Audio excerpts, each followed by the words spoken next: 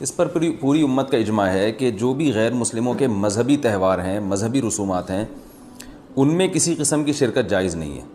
قرآن مجید نے غیر مسلموں کی دو اقسام بیان کی ہیں، لا ينهاكم الله عن الذين لم يقاتلوكم في الدين ولم يخرجوكم من دياركم ان تبروهم، کہ وہ غیر مسلم جو تمہاری دشمن نہیں ہیں، جنہوں نے تمہیں گھروں سے نہیں نکالا، تم پر ظلم زیادتی نہیں کی، تو اللہ تعالیٰ تمہیں منع نہیں کرتا کہ ان سے اچھا سلوک کرو، بلکہ اللہ تمہیں حکم دیتا ہے کہ ان کے ساتھ اچھا سلوک کرو، کیونکہ اللہ تعالیٰ انصاف کرنے والوں کو پسند کرتے ہیں۔ خود رسول اللہ صلی اللہ علیہ وسلم کی سیرت میں آپ صلی اللہ علیہ وسلم نے یہودیوں کی، جو آپ کے یہودی پڑوسی تھے، ان کی عیادت بھی کی ہے، اور آپ صلی اللہ علیہ وسلم کی جو زوجہ حضرت صفیہ، ان کے رشتہ دار یہودی تھے، وہ ان کو ہدایہ تحفے بھیجا کرتی تھیں۔ تو غیر مسلم جس سے جنگ نہ ہو، اس کے بارے میں اچھا سلوک کا حکم ہے، اس کو ہدایہ دینا، اس کو تحفے دینا، اس پہ صدقہ کرنا بھی جائز ہے۔ لیکن اس کی ایک باؤنڈری ہے، وہ یہ ہے کہ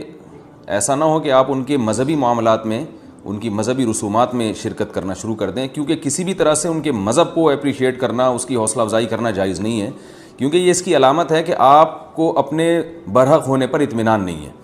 لوگ یہ کہتے ہیں کہ وہ بھی تو ہماری عید میں شریک ہوتے ہیں، تو دیکھیں ان کے مذہب میں یہ اجازت ہے کہ ہماری عید میں اور ہمارے تہوار میں شریک ہوں، ہمارے مذہب میں اجازت نہیں ہے، تو ہم تو اپنے مذہب کو فالو کریں گے۔ ہمارے مذہب میں کرسمس ہے یا جو بھی ان کے مذہبی تہوار ہیں، ان میں کسی بھی قسم کی شرکت کی ہمیں شریعت میں اجازت نہیں دی ہے۔ ہاں، قرآن میں اللہ نے دوسرے مقام پہ فرمایا کہ اس کی گنجائش دی ہے کہ الا ان تتقوا منہم تقاہ،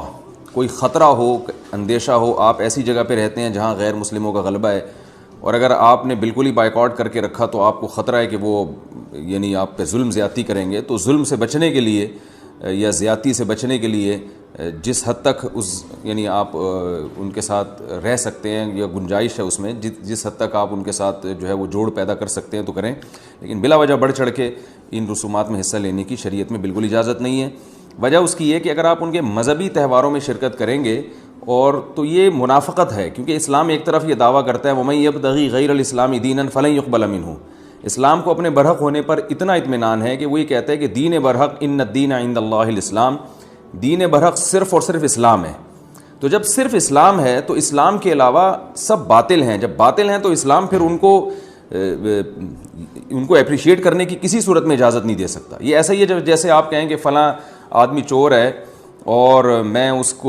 کی چوری کو غلط بھی سمجھتا ہوں، ٹھیک ہے، آپ اس کے ساتھ احسان کریں گے، اس کے ساتھ حسن سلوک کریں گے، لیکن چوری کے معاملے میں آپ اس کی رہنمائی کرنا شروع کر دیں یا اپریشیٹ کرنا شروع کر دیں، یا وہ چوری کر کے لایا اور آپ اس کا مال کھانا شروع کر دیں، تو یہ پھر منافقت کہلائے گی۔ یہ اس کی علامت ہے کہ آپ کے چوری کے بارے میں وہ جذبات نہیں ہیں جو ہونے چاہیے۔ تو اسلام نے غیر مسلم کے ساتھ حسن سلوک کا حکم دیا، مگر اس کے مذہب کے معاملے میں دو ٹوک بتا دیا ہے کہ کسی قسم کی مذہبی رسوم میں ہم ان کے ساتھ شریک نہیں ہوں گے، بائیکاٹ کریں گے، اور ہم یہ کہیں گے کہ لکم دینکم ولی دین، آپ کے لیے آپ کا دین ہے، ہمارے لیے ہمارا دین ہے۔ اور اس بارے میں صحیح حدیث بھی ملتی ہیں۔ حضرت انس بن مالک رضی اللہ تعالیٰ عنہ فرماتے ہیں کہ ہم مدینہ میں تھے، ایک خاص تہوار تھا جو شروع سے اہل عرب کا چلا آ رہا تھا، ہم وہ تہوار منایا کرتے تھے، تو آپ صلی اللہ علیہ وسلم نے ہمیں اس تہوار سے منع کر دیا، اور آپ صلی اللہ علیہ وسلم نے فرمایا کہ اللہ تعالیٰ نے ہمیں اس کے بدلے میں دو تہوار دے دیے ہیں، ایک عید الفطر اور عید الاضحیٰ۔ تو آپ نے یہ نہیں کہا کہ مسلمانوں کا تہوار عید الفطر اور عید الاضحیٰ ہے تو یہ بھی مناؤ، اور وہ پرانا جو آ رہا ہے چلو وہ بھی مناتے رہو، اس کو منع کر دیا، اور فرمایا کہ جب اللہ نے ہمیں بدلے میں اس سے اچھے تہوار دے دیے ہیں تو اب ہم ان تہواروں کو نہیں منائیں گے۔ تو تہوار کو منانا یہی ہوتا ہے کہ آپ ان کے ساتھ مٹھائی میں شریک ہو جائیں یا ان کے ساتھ رنگ رلیوں میں شریک ہو جائیں، کسی بھی طرح سے شرکت ہوگی تو وہ منانا ہی کہلائے گی، لہذا اس کی اجازت